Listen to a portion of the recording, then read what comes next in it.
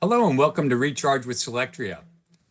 This is the fourth of our webinar series, and the topic today we're going to talk about is demystifying DC coupled systems. My name is Jeff Ryan. I'm the Regional Sales Manager for the Southeast and Mid-Atlantic regions for Yaskawa Solectria Solar. And with me today is Gwendolyn Espy, our Product Manager. If you have any questions during the webinar, please put them in the Questions tab, and time permitting, we'll take your questions at the end of the webinar. As a reminder, everyone that's attending and stays until the end of the webinar will be emailed a 1-hour CEU NABCEP certificate. First, I'll talk about who Yaskawa Solectria is, and then we'll get into the meat of the webinar about demystifying DC coupled systems. Solectria was originally founded and established in 2005 in Lawrence, Massachusetts, and that continues to be our headquarters where we have our engineering and some of our sales offices. Lawrence is about 30 minutes north of Boston. Our inverter manufacturing is done in Buffalo Grove, Illinois, which is about 45 minutes northwest of Chicago. I like to make it known that we are the only inverter manufacturer that manufactures in the U.S., is engineered in the U.S., and has our technical support based in the U.S. in Waukegan, Illinois. Solectria Solar was acquired by Yaskawa America Incorporated in 2014, and as you can guess, that's when we changed our name to Yaskawa Solectria Solar. As a reminder, when you're at a trade show looking for our booth number, remember to look at the last company on the vendor list, as will always be listed as Yaskawa Solectria Solar. In our 21 years of building PV and energy storage inverters here in the United States, we remain committed to delivering the highest quality inverters. We're currently the largest US-based inverter manufacturer of both PV and energy storage inverters. We're probably best known for our made in the US, Fiat compliant XGI 166 and 250 series of string inverters that qualify for the IRA bonus. As I mentioned, these are manufactured in Buffalo Grove, Illinois. The sizes of our XGI inverters range from 125 kilowatts to 250 kilowatts. These are 1500 volts DC, so they're for ground mount applications, but they could be used on carports or canopies, depending on whether an AHJ views them as ground mounts or structures. The majority of our XGI inverters have 600 volt AC output, but we have a 175 kilowatt and 200 kilowatt models that have a 480 volt AC output. We also offer a full line of DC combiners that are designed to work with our XGI 1500 volt series of inverters. We have 250 and 400 amp options, as well as attachable and remote combiner boxes with optional output fusing and various fuse amperages. These are made in Franklin, Wisconsin, and are Fiat compliant. We're excited about our new XGI 1500 1 megawatt central inverter, which we're currently quoting for a mid-2027 delivery. This inverter will also have the flexibility to be AC or DC coupled with an energy storage system. If you'd like to learn more about the 1 megawatt, please reach out to your regional sales manager. We also have our power racks. These are powder-coated steel racks that can accommodate 2 to 8 inverters and are pre-wired with a project-specific AC combiner. Our power rack solution is 100% US domestic content and fully BABA compliant if you have any federal or municipal jobs. We also offer a PVS 500 system, which Gwendolyn will be discussing today. I'll turn to Yaskawa, which is a Japanese company that was founded in 1915. So Yaskawa is over 110 years old. It's publicly traded on the Japanese Stock Exchange and has roughly 15,000 employees worldwide. We have sales and service as well as manufacturing in over 30 countries. We've sold over 25 million servo motors, 35 million VFDs, or variable frequency drives, 6,000 robots, and have over 4.5 billion in yearly sales. Now I'll hand the webinar over to Gwendolyn. All right, thank you. My name is Gwendolyn, and I'll be doing the more technical side of things. I'm a product manager, as Jeff said, and we're going to talk about DC coupling. We're going to try to demystify it. And I know we probably have a range of experience with batteries or experience with DC coupled systems. So we're going to start a little bit on the 101 side, and then we'll grow that fairly quickly to more technical details. So some of the stuff you might know if you've been in the industry for a little bit of time. So first, we'll start with this infamous duck curve. And so this is what happens when there is local saturation of solar. You have your solar being represented here, and then your net demand or net load being represented here. So during midday at peak solar generation, which is that green, the net demand ends up being really low, that blue part, and is at risk of going negative. So in some areas, the midday net load can drop or get really close or actually does go negative. And what this means is that the solar generation exceeds all local demand. And when that duck curve goes negative, the grid operator really has no choice but to force even deeper curtailment, because there's literally nowhere for the excess energy to go. So, and this is causing restrictive interconnection applications or just denying any more solar to be installed in that area. So there's a solution to this, and that is adding storage. So let's see how that looks.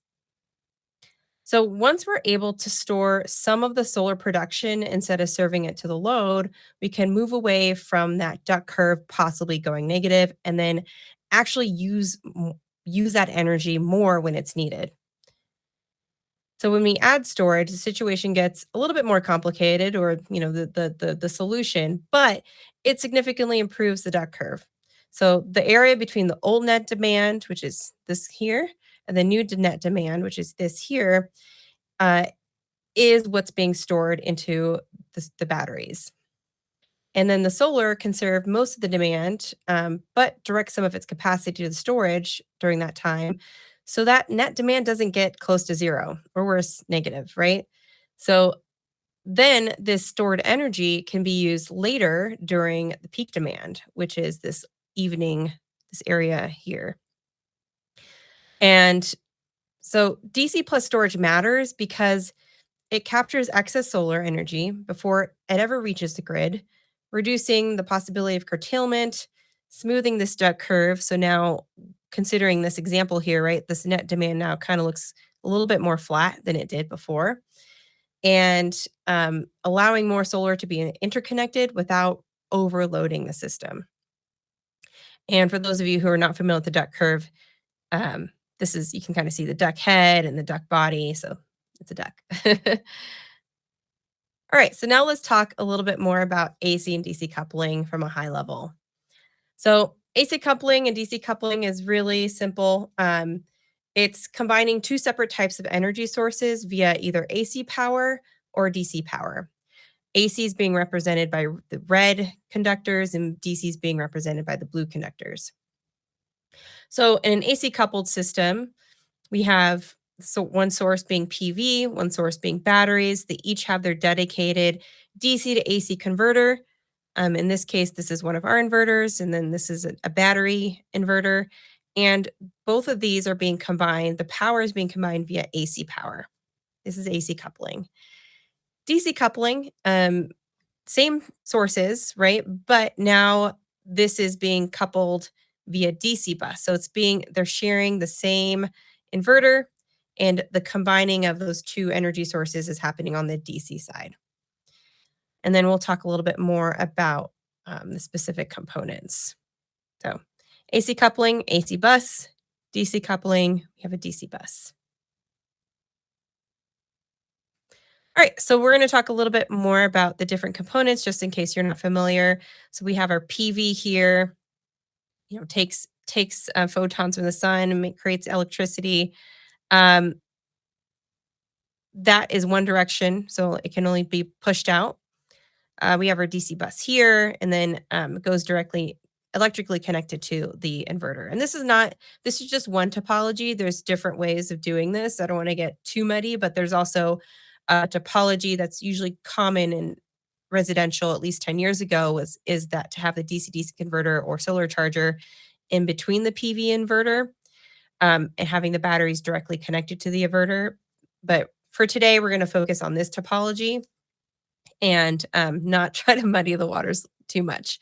So PV directly electrically connected to the inverter.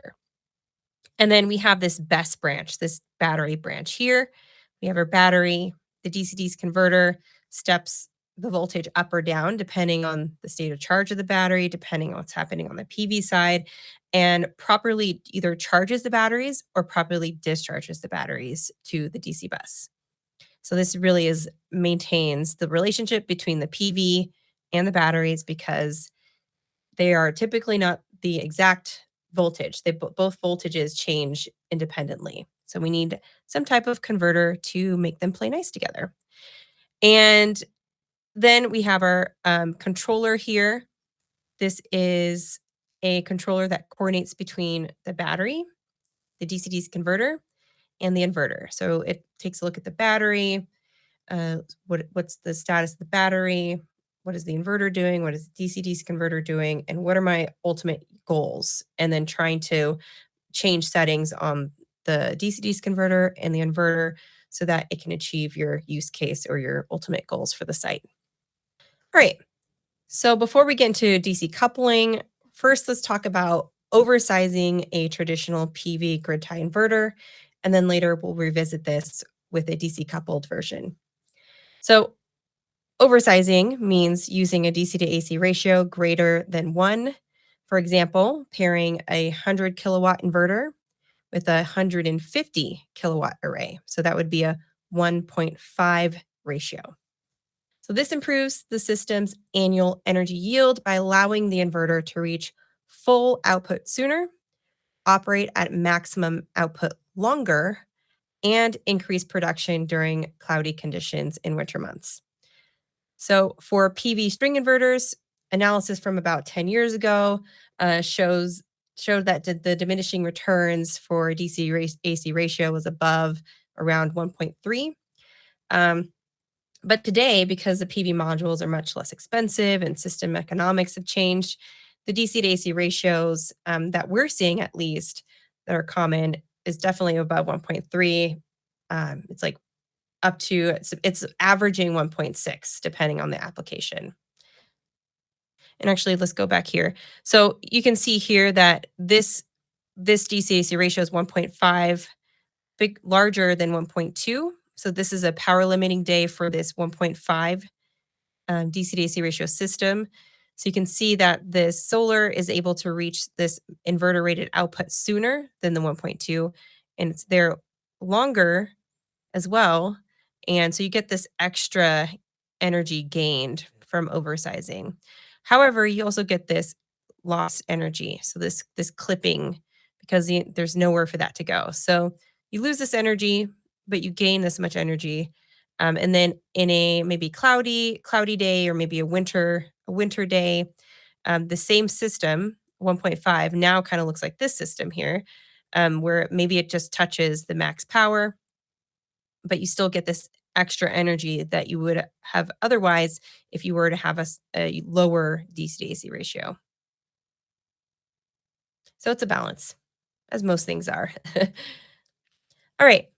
Arrays are typically oversized relative to the inverter to maximize annual energy yield, as we just talked about. When the PV output exceeds the inverter capacity, that excess energy is being clipped and lost. So that's what we talked about here. So this is being clipped and lost. So one of the key advantages of DC coupled storage is this clipping recapture.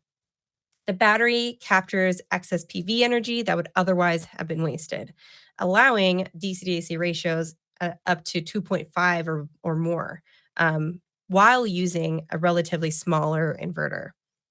In a traditional AC coupled system, clipping typically begins, around 1.3, depending on conditions. And in a DC coupled system, the PV array, the inverter, and the DC-DC converter all share that common bus that we talked about. So instead of clipping excess PV power, the DC-DC converter redirects it to charge the battery, increasing the overall energy utilization.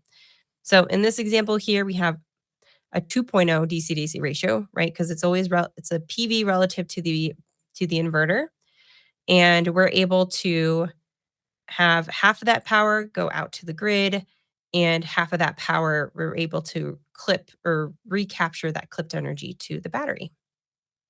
And then during significant cloud cover, early morning or evening, you can then discharge the batteries while the inverter has free capacity.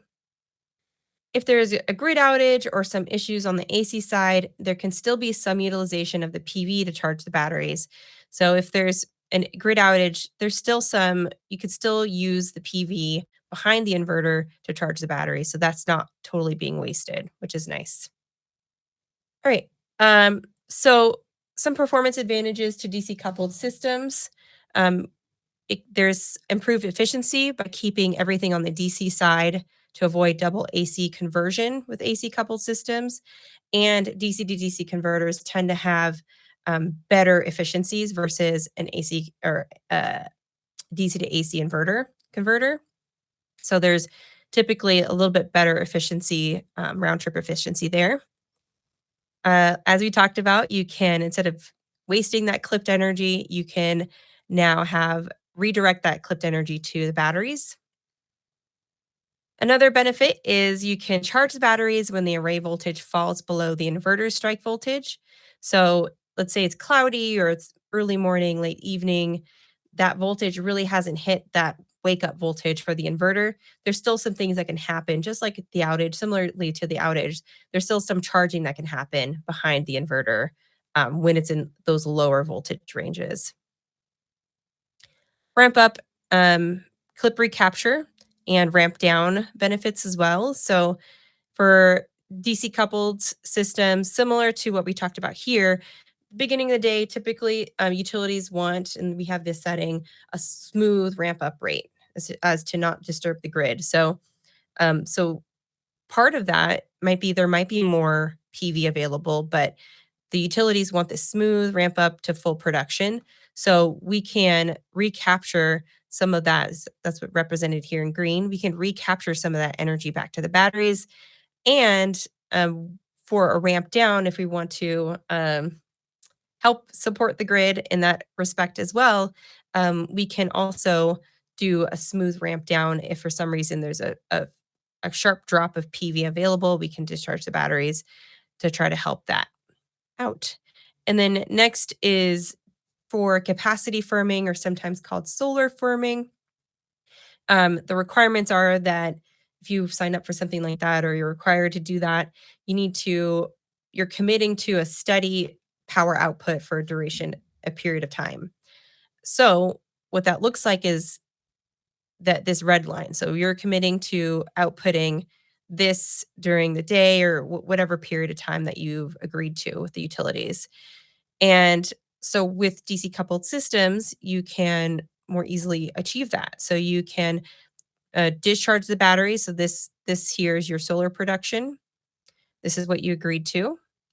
So you can discharge the batteries to meet this output. And then when your solar spikes up above that, you can then charge your batteries and then charge to have this continuous, predictable, steady output. And then last, store. So you can store that excess energy. So if there's a utility that um, mandates or sends some type of curtailment signal, then you're essentially you're back here, right? So you are artificially creating this excess energy here. So that's what this is being represented here. So with areas that have high curtailment, now you can try to recapture that excess energy with a DC coupled system. Not because there's a hardware limitation, but now this is something external telling you to lower your export. All right, now we're back to this DC to AC ratio, but now in DC coupled territory. So during normal operation, the daily half sinusoidal, which is this PV output here, can be split into 3 parts. And this is specific to the topology that we talked about, where the PV is directly connected to the inverter, and then the DC-DC converter and battery is kind of its own branch. And so what we have here is we have the inverter limit here, 500 kilowatts. This is kind of what we provide. And then we have the DC to DC converter rating, which is between the inverter and this top part. So it's 500 kilowatts as well. And then we have the battery capacity, which is somewhat represented by green. At least this green area is representing the energy going back into the batteries. And then this cream, which is now this clipping portion, is this new clipped energy. So the excess power is wasted similar to an oversized PV array without storage, but it's much smaller than it could be with the same array size, for a PV system. The amount of loading of the DC to DC converter, we call it the DC to DC utilization ratio. And that's similar to if we were to ignore, like place this as 0. So we ignore everything in blue, because everything, all the first energy or power from the array is going straight out to the grid first. In this scenario, this is what this is representing. And then anything after that will go to the batteries. So if we ignore that, so this green, so this is the new 0 here. This would be the DC to DC utilization ratio. So in this case, let's say that, from here to here, it's maybe like 1.2 or something. So we still have, though, a DC to AC ratio overall. So that's the overall DC power to AC inverter output. So the DC to AC ratio might be like, I guess, 2.2 at this point, for example, here. But the DC to DC utilization ratio might be 1.2. And again, this assumes that 100% of the inverter's capability exports to the grid first, and then what's left over is for the batteries. So some factors that affect this graph is the array size. So it's that solar curve, the inverter size, the DC-DC converter, and the battery size. So it's all of that affects what this ends up looking like. Now, you can see these last 2 graphs look a little different, and this represents a situation where you have a DC-DC converter power capability, but maybe the batteries are sized a little bit too small or smaller, so there it could be more wasted energy once the battery is quickly charged to 100%. So this is representing maybe the batteries are smaller, maybe they were, almost fully charged or something like that. So then this would drop sooner, and then your clipped energy isn't just what's above this line, it's going to be all of this. So battery size also affects how much access you may have at one time, and you'll hear me say this over and over again today, but it's all about finding the right balance between these 4 items. Speaking of battery sizing, it is one of the more difficult tasks. Really, it's all of it, but most of our customers design around a specific array size to begin with, and then they define and refine the use case to determine a battery size. The most important question to answer is when and how will the batteries be dispatched? Is it on a consistent schedule? Is it dynamic in response to other variables such as meter data or trying to reach an export power target? Is it predictable and consistent, which makes it a lot easier? Is there a utility program or incentives that spell out the battery size per kilowatt installed and minimum dispatch requirements, like the SMART program in Massachusetts? That also makes it easier. So these are the types of questions you need to answer, and this will be driven by your use case. And the factors that can affect battery size is the usage profile. So this drives when the batteries are discharged, what the frequency of discharge is, and for how long. The array size. Are the batteries sized so that there will be enough PV to charge the batteries in the winter months or cloudier days? Or maybe you plan to only charge the batteries like fully charge the batteries every 3 days. This is all defined by your use case. Inverter size. The inverter exports PV power, but how much will be left over for the battery charging? Is it large enough to discharge the batteries at a certain power or C rate? And then the DC-DC converter size. How fast can the batteries be charged or dispatched?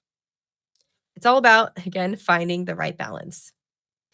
And refining DC coupled system design is unfortunately can be, we'll see with AI, maybe it'll be easier, but it can be a complicated and often iterative process.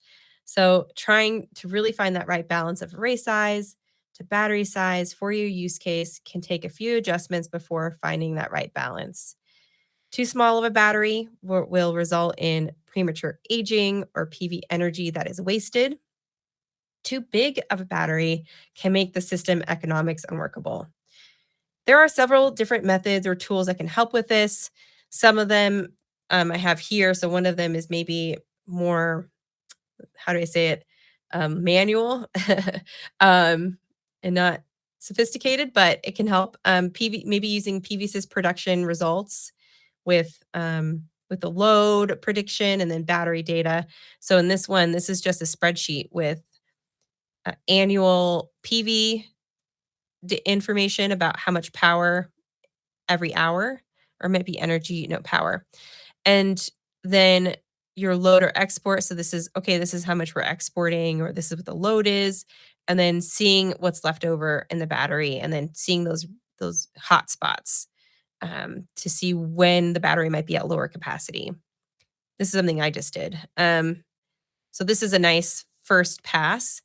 But there are others like System Advisory Model, which is created by NREL, and it's free. I really enjoy it. I believe like Energy Toolbase might do some consulting. I know Fractal does that.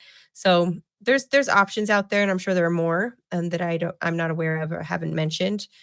But I do recommend SAM, and I know that Midwest Renewable Energy Association, at least recently, they've been doing this for years, but they have 2 classes that I have taken that I would recommend that teaches you how to use SAM. And they have a PV class, and they have also an energy storage one. So yeah, those are just some options. But modeling is really important to really understand, try to find that right balance. All right, so let's talk about energy storage sizing. So how do we specify batteries? How do we think about batteries? So first, always, what is the use case? So that's why I talk about modeling first, because you need to understand what is your use case. And this really needs to be answered um, so that we know the desired cycling of the batteries. We also need to match the ESS or PV capabilities as well. So your energy analysis and application will drive the total initial capacity needed and the maximum instantaneous power needed to support the function that you're trying to accomplish. So often the specifications can be described in C, which also in a way describes maximum power. Um, and I say initially because depending on the planned depth of discharge and the number of cycles, the battery capacity retention will slowly decrease over the number of cycles. So you have to consider this during your analysis. That are you planning for a battery capacity at the beginning of the life of the project, or are you trying to have a certain battery capacity at the end of the life of the project? But when you are looking for batteries, generally like the high level spec, you just need 2 of these, and the third can be calculated. So capacity, your maximum output or C rate, or time. So we're going to dig a little bit deeper in this topic for maybe those who aren't familiar. So when specifying a battery, you care about how fast can you charge the battery, how fast can you discharge the battery. Sometimes they're the same spec, and the overall initial capacity. So when you say I like a 375 kilowatt 4-hour battery, you're specifying a battery that can be discharged or charged at 375 kilowatt max and have a capacity equal to discharging the battery for 4 hours at that 375 kilowatts, which would be a 1.5 megawatt hour battery. And then the area under the curve represents the stored energy. And this doesn't mean this is how you would use the battery. It just represents the extreme case of discharging the full capacity at full power. And this represents the power requirement and capacity. So this is just a spec. But when you overlay a discharge profile over this battery profile, this battery spec, you can see that the battery has the capability to deliver the 375 kilowatt. You can see these in these little spikes here when you need it. And it has the capability of outputting the full capacity. So in this kind of educational example, the area underneath this green curve either is equal to or less than the area in the blue curve. So the battery is able to provide the energy and the total power, instantaneous power when needed. So ideally, though, you would, like I mentioned the last 2 slides ago, you would have maybe more capacity than you needed to account for possibly degradation or maximum depth of discharge. Maybe you don't plan to discharge the full capacity. You might go between 80% and 20%. So then you have to take that to account of usable capacity. Okay, so that was the battery. Now we're going to talk a little bit about the DC to DC converter. So the first thing is to make sure that the DC-DC converter will work with the PV, it will work with the inverter, and it will work with the battery. The converter's voltage limits will determine the battery and PV stringing configuration, or the other way around. Maybe you choose a converter to match those two, but they have to be compatible. So you want to ensure that the PV and battery strings are configured to operate within the optimal voltage range required to achieve the desired power output. So not only does it have to be compatible in general, but you also want to see to make sure, because there could be some derates. So the DC-DC converter may derate at low or high input voltages. So you need to consider the DC-DC converter's power versus voltage characteristics. And this is the same as the inverter as well.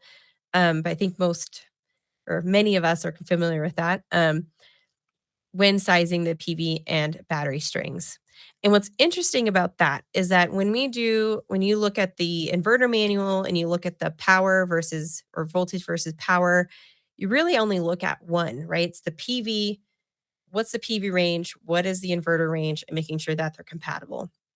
What's interesting about the DC-DC converter is that you have to look at both the battery and the PV, because whatever is the lowest, that's going to be the max. So, for example, in this is the converter that the DC-DC converter, the DPS that we use. We are achieving or trying to achieve close to 500 kilowatts. So when we do our design reviews, we're trying to make sure that the battery is, technically it's like 990, but it's close to 1,000. The low voltage is close to 1,000. And we also want to make sure that the PV, the low voltage, is close to 1,000 and that it won't go below that. And so that we can hit this 500 kilowatt capability.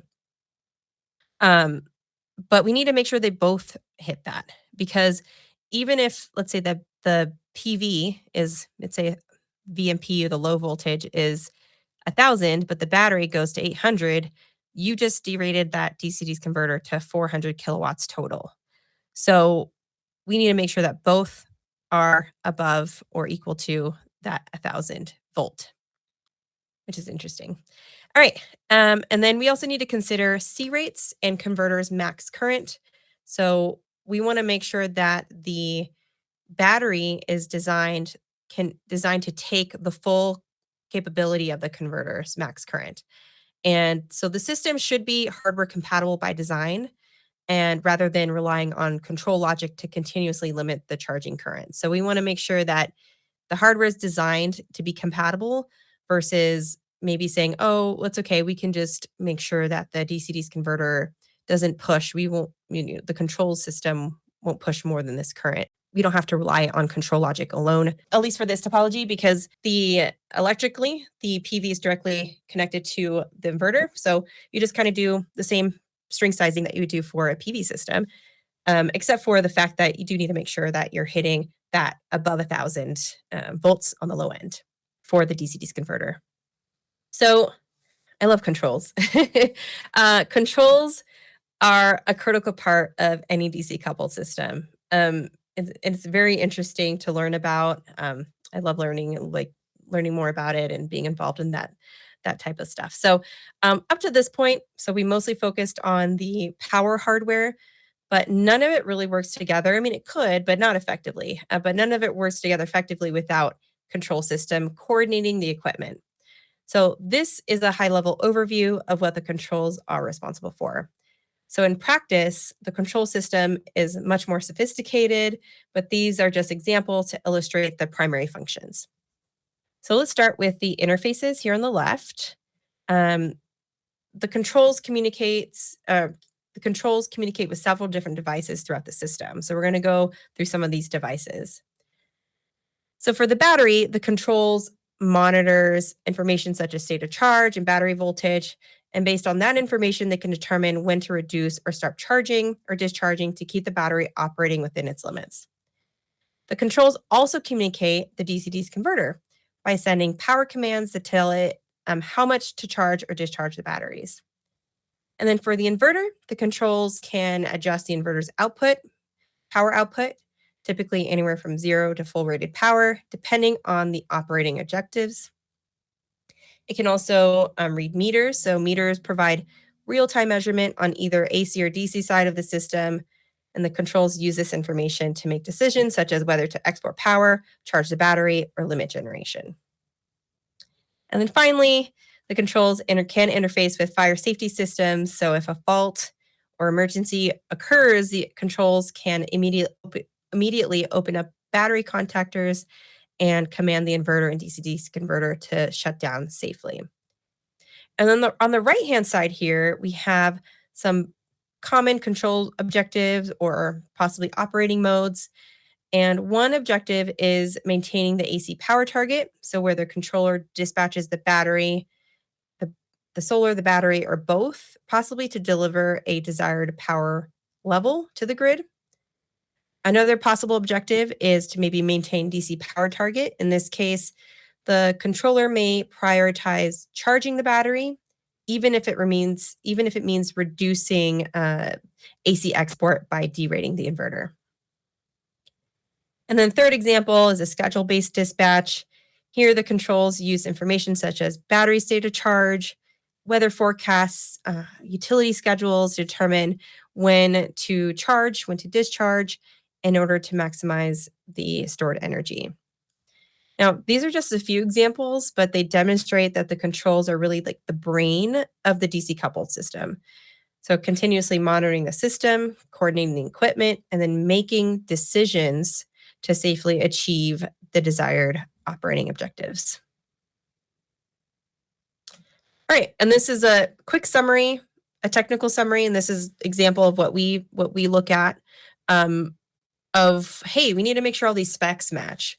So I'll go through this quickly. We don't have to, but PV and inverter. So we're going to be looking at, okay, is the PV string so that it meets the inverter's specs and limitations? Same for the DC-DC converter. Technically, it can operate between 550 and 1500, but in order to get that 500 output with our system, we're looking somewhere between 1000 and 1500. And the PV does not directly tie to the battery, so we don't have to look at that. The inverter, we talked about PV, it doesn't do anything with itself. The DC-DC converter, we want to make sure that they're compatible. So we want to make sure that the voltage ranges, current ranges, that they are compatible to work well with each other. And then the DC-DC converter, we cover the PV, cover the inverter. It doesn't do anything with itself. But so we want to make sure, similar to the PV, that the stringing is within the range, 500 kilowatt range for us, and then also that the battery could take the full current of discharge or charge of the DC-DC converter capability. One thing to note too, I think it's in the materials. We have a tab with materials. We have an excellent white paper. It's a DC coupled design guide that goes into and it goes into a lot more detail of designing around things to consider with DC coupled systems. Highly recommend. We covered some of it here, but it's a great white paper, so feel free to download that. One thing I do want to share is that with our PVS 500, which I'm going to be talking about here soon, we do offer a string sizing tool to help with all of this compatibility. So it's a PV string sizing tool, but you can also input your battery information, and then we'll do like a high level check to make sure that your batteries aren't any red flags with the system, essentially. And it checks against the DC-DC converter information as well. And that's available on our website. All right, so let's talk a little bit about our solution. So I've been talking about 500 kilowatt limits, and that's really being represented here. So this is our PVS 500. It is our DC coupled solution. And electrically, we'll go over it. You can connect up to 5 PV arrays. These are remote combiner boxes to combine all the strings. And then this is a DC recombiner to further combine these remote combiner boxes into this DC bus. And then here, this is where the inverters are directly connected to the PV. So you can pull that directly from the arrays and then export AC power. The 3 inverters are synchronized to act as one. And then that output out of the 3 inverters are combined in an AC combiner and then out to the grid. And then below here is our battery branch. So I call this a DC bus because, yes, it's combining all the PV, but it's also where that battery portion gets connected electrically via DC, making it DC coupled. We provide the DPS 500, which is a DC-DC converter. And then we have a battery here, compatible battery. And we have our controller here. So the controller coordinates between the inverters, the DC-DC converter, the battery, and anything else it needs to coordinate with. And yeah, this is our system. This is what it looks like in not in 2D. So we have our 3 inverters. We have the DC recombiner, the AC combiner box here. And you can see this is the AC combiner, phase A, B, and C being combined, and then output fuses and switch. And then this is our DCR. So you can see the 5 inputs, and then the 3 inverter connections, and then the DC to DC converter battery branch. So this is the DC bus, and this is where the magic happens with the DC coupled systems. And this kind of paints a picture of what could look like. I mean, obviously, this is not exact, but what it could look like on a site. You have your 5 combiner boxes, your rack. So we provide the rack solution plus the DC-DC converter. That is our complete solution.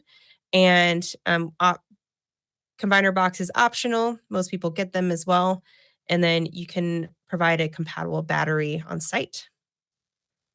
So Jeff mentioned our 1 megawatt. So this is a inverter that can be DC coupled, and it's DC coupled ready. So you can get one on site, use it for PV for a couple of years, and then add batteries later. And we have 6 models. You can have up from 4 to 8 PV arrays connected to it, and go up to 5.0 DC-DC ratio, which actually one of our PVS models can do that as well. And yeah, you can just connect DC-DC converter and batteries and go ahead. And this is what that looks like electrically. So you can have either 4 or 8 remote combiner boxes. This is the 1 megawatt. And you can just have this part for many years. And then later, you can add the DC coupled package or the best branch when needed. Okay, so we're really proud of our O&M ecosystem we built around our products from the beginning. So our products have been field serviceable. That's how we designed it, to really try to minimize downtime and making maintenance easier. And we do that with several things. We have a spare parts kit and hands-on training program that equips technicians to confidently service our equipment in the field. We also offer our remote access portal, which provides real-time visibility and controls of the XGI inverters, which can be really valuable during commissioning or in order to adjust settings if needed, or diagnosing troubleshooting faults without needing to be on site. All right. As we wrap up, I want to spend a minute talking about utility scale PV and storage market and where it's headed, at least my take on it. So, one of the biggest drivers that's happening on the grid is, solar, as solar penetration continues to increase, more regions are experiencing curtailment, interconnection constraints, limited point of interconnection capacity. And rather than building larger grid connections, developers are increasingly adding solar so that they can capture the excess solar, as we talked about, and then shift it to times where it's more valuable. And this really allows them to get more value from the same solar asset and existing grid connection. Another major factor is economics. So battery costs have declined over the past decade, and there have been available incentives that have made storage more attractive than ever, especially in Illinois. And today, storage isn't just about improving reliability. It's becoming a key part of the business case for many utility scale projects. And then we're also seeing new opportunities beyond traditional plants. Every conference I've been to this past year has been AI data centers, AI data centers. And so there's, a huge demand for flexible, reliable power, creating additional opportunities for hybrid PV plus storage systems. And, as these projects become more common, DC coupled designs will continue to grow. And that means that there'll be an increasing demand for engineers, designers, installers, commissioning technicians, and service personnel who understand not only solar, but also batteries, also DC-DC converters, and controls that tie everything together. So, if there's one takeaway I'd like to leave you with, it's to lean into learning, storage, and controls. And you're here. We're all here. So you guys are already on a good start. These technologies, are becoming a core part of modern utility scale solar projects, and the knowledge and experience you build today will position you well as the industry continues to evolve. All right, I'll pass you back to Jeff. Thanks, Gwendoline. That was great. Hopefully everyone got plenty of information from that presentation. Just a couple of things before we take questions. We will continue our Recharge with Solectria webinar series through the rest of the year. And as you can see, our next session, which is Critical Design Considerations for Solectria Solar Utility Scale Inverters, is on Thursday, September 24th, and registration is open on our website. So there are further ways to learn with Solectria Solar. We have in-person trainings as well as e-modules that you can participate in. These can be accessed on our website or by going to the training login site. We're also happy to give tours of our manufacturing facility in Buffalo Grove, Illinois. It's located in a suburb of Chicago. It's a short drive from the Milwaukee airport or either of the Chicago airports. If you're attending RE Plus Midwest in September, or if you're just interested in a tour, reach out to your regional sales manager to make arrangements. We do have a couple of questions. The first one, can you broadcast a message to tell the viewers where the materials are on screen? If you click on the chat icon that I believe is in the top right corner, and it just is like two kind of overlapped, kind of like a, voice or, I guess kind of captions. You should be able to find the links there. The next question, if our battery DC block is 4 to 5 megawatt hours, can we still use our system if you want a 4-hour solution and we're building 10 megawatt PV system with 5 megawatts AC limit and targeting a 25 megawatt hour battery bank? That one's kind of technical with a lot of details in there. You might just, I think, do you want to take that one offline, Gwendoline, and respond to Chris Shirley directly? Yep. Yeah, we can do that.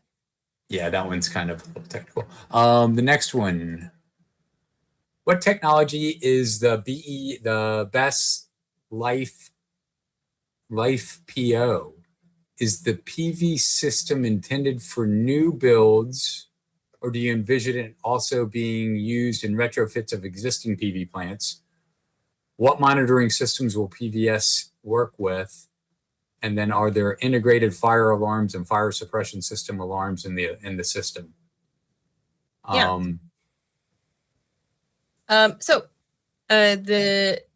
The technology depends on the customer. So we don't sell the battery. We just do spec checks on to make sure the battery is compatible with our system. So you could use whatever technology you really want, as long as it's within the DC-DC converter capabilities. So I think that answers, but yeah, we've seen a lot of lithium iron phosphate in the projects that we've done. The fire suppression system alarms just depends on what the customer get, the battery that they get, what it comes with, or what additional things that they get with the system, because we don't provide the battery. We provide more of the power conversion part of the solution. Yeah, so PVS system is really intended for new builds. I think it'd be very difficult to retrofit.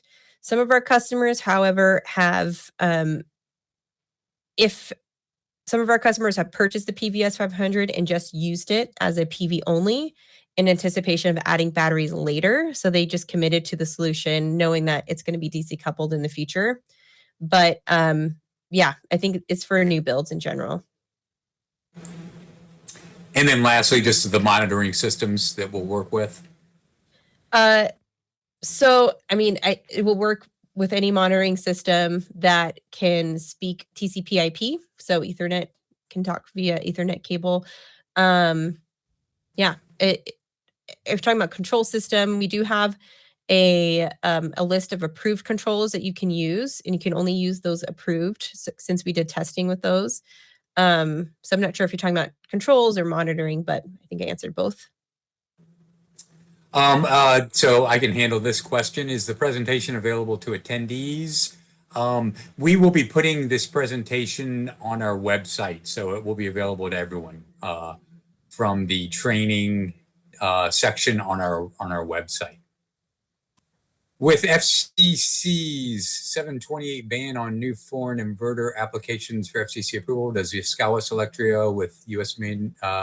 manufactured hardware see a disruption to ongoing availability due to demand surge? I can handle this one as well. I mean, we don't know. We're still kind of trying to figure out, interpret the ruling and what impact it will have on our business. As you can imagine, us being a U.S. manufacturer, I do expect it's probably going to increase our demand. So our lead times probably will move out a little bit longer than what they currently are, which is about 16 to 20 weeks. So we're kind of looking at 4 to 5 months right now. So hopefully it doesn't get too much longer than that. But I would imagine we will see a little bit of a surge in our demand. There's another question. Is there a list of existing batteries that are compatible with a Solectria DC-DC solution? We do, we can provide a list of models that we worked with, but there are many models that would be compatible. We just need to look at the current C rate and the voltage range. So that's what we look at. We've got one. Is the Solectria XGI 1500 166 considered domestic and non-PFE hardware? Is it eligible for the ITC? Yes, yes, and yes. It is domestic, it is non-PFE, and it would be available for the ITC. We might be able to take a couple more questions if you guys want to hang out. Yeah, one is, can you please restate the NREL SAM link? It's System Advisory Model. If you Google that, you should be able to find it. It's wonderful. Got one from Jamie. Can you reconfirm the availability of the 1 megawatt inverter solution? Jamie, we will have some beta units that are going to be available at the end, by the end of the year, somewhere between like 16 and 20 units. It will go into full production sometime towards the middle of next year and be available by mid 2027 for our production units. Regarding O&M, what Yaskawa resources would you recommend to any technicians troubleshooting DC coupled systems, e.g. phone, web? First off, the one thing I would like to talk about is a remote access portal. That is something that is designed not for monitoring, but for remote troubleshooting, as well as just troubleshooting once you're on site as well. So I would recommend trying to get our remote access portal. It is a yearly subscription. We typically will give a first-time user a free year to test it out and see the value in the product. But then as far as, getting in touch with our